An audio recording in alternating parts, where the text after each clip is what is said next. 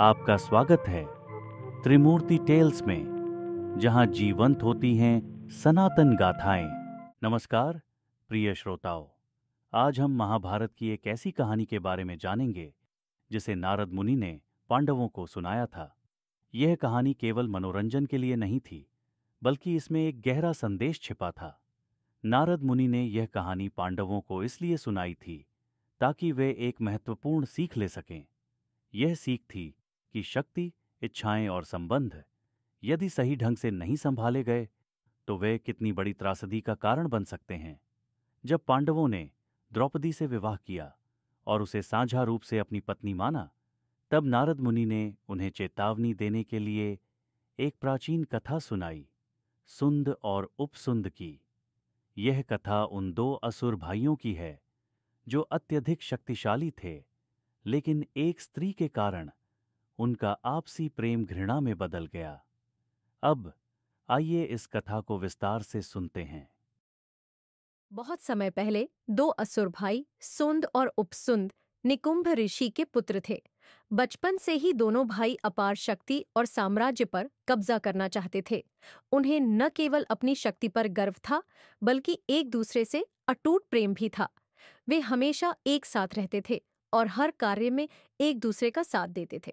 एक दिन दोनों भाइयों ने यह निश्चय किया कि यदि वे भगवान ब्रह्मा को प्रसन्न कर सकें तो उन्हें अपार शक्तियां प्राप्त हो सकती हैं। इसके लिए उन्होंने कठिन तपस्या शुरू की, जो कई वर्षों तक चली। उनकी तपस्या से स्वर्गलोक भी विचलित हो गया। भगवान ब्रह्मा उनकी तपस्या से प्रसन्न होकर प्रकट हुए और उनसे वरदान मांगने को कहा। सुंद और उपसुंद ने कहा, हे प्रभु, हमें ऐसा वरदान दे कि हमें कोई अन्य प्राणी पराजित न कर सके। ब्रह्मा जी ने उन्हें वरदान दे दिया, लेकिन यह चेतावनी भी दी कि अगर वे किसी बाहरी ताकत से नहीं तो अंततः आपसी संघर्ष से ही उनका विनाश होगा। शक्तियों से भरपूर सुंद और उपसुंद ने देवताओं और ऋषियों पर अत्याचार करना शुरू कर दिया। देवता भी उनके सामने कमजोर पड़ने लगे। तब सभी देवता भगवान ब्रह्मा के पास पहुंचे और उनसे मदद की प्रार्थना की। तब ब्रह्मा जी ने एक योजना बनाई। उन्होंने अप्सरा तिलोत्तमा को रचा, जो इतनी सुंदर थी कि उसे देखकर कोई भी मोहित हो जाए।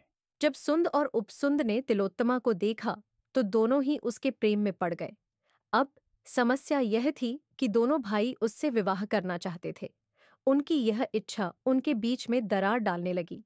भाइयों का प्रेम और एकता धीरे धीरे संघर्ष में बदल गई और वे एक दूसरे से लड़ने लगे।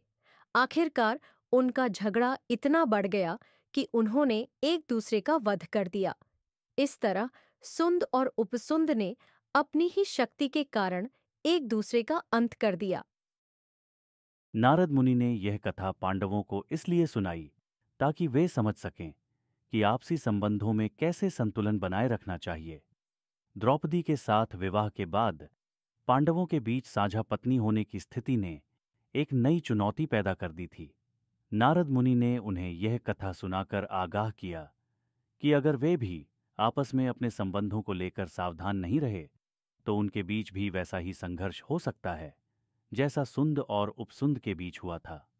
इस कथा के माध्यम से नारद मुनि ने पांडवों को एक व्यवस्था सुझाई ताकि वे एक दूसरे के साथ सम्मानपूर्वक और सामंजस्यपूर्ण ढंग से रहें। यह कथा हमें सिखाती है कि जब इच्छाएं और अहंकार नियंत्रण से बाहर हो जाते हैं तो सबसे मजबूत संबंध भी टूट सकते हैं। सुंद और उपसुंद ने अपनी शक्ति और महत्वाकांक्षा के कारण अपना सब कुछ खो दिया। इसीलिए पांडवों ने भी अपने बीच की व्यवस्थाओं को ध्यान में रखते हुए और संयम बनाए रखते हुए द्रौपदी के साथ अपने संबंधों को सौहार्दपूर्ण रूप में निभाने का संकल्प लिया। महाभारत की ये कहानियां केवल इतिहास नहीं हैं, बल्कि ये आज भी हमें जीवन के महत्वपूर्ण पाठ सिखाती हैं। नारद मुनि का संदेश यही था कि पांडवों को अपने रिश्ते में समर्पण, संयम और नियम बनाए रखना चाहिए ताकि उनकी एकता हमेशा मजबूत बनी रहे। इस कथा ने पांडवों को यह समझने में मदद की कि साझा संबंधों में सम्मान और मर्यादा कितनी आवश्यक है। धन्यवाद।